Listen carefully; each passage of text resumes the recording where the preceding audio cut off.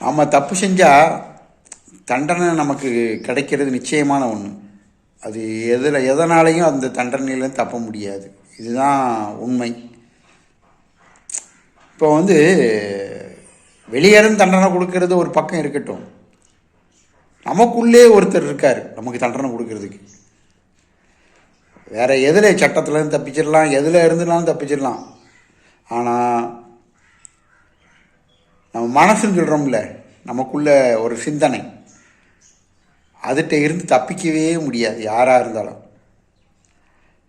ஒரு தப்பு செஞ்சிட்டோம், ஏதோ ஒரு தப்பு செஞ்சிட்டோம், நம்ம மனைவி கூட தெரியாது, பிள்ளைகளுக்கு தெரியாது, உறவுகள் யாருக்கும் தெரியாது. ஆனால் இங்கே இருக்கான் பாருங்க, இவன் நம்ம சாகிற வரைக்கும் சொல்லிக்கிட்டே இருப்பான், டேய் இந்த தப்பை செஞ்சடா, இந்த தப்பை செஞ்சடா, யோக்கிய மாதிரி பேசாத நீ அப்படின்னு சொல்லிக்கிட்டே இருப்பான். இதனாலேயே நம்மளுடைய செல்கள் பலகீனமாகி, உடல் பலகீனமாகி, நம்மளுடைய ஆரோக்கியம் கெட்டு, ஆனந்தம் கெட்டு,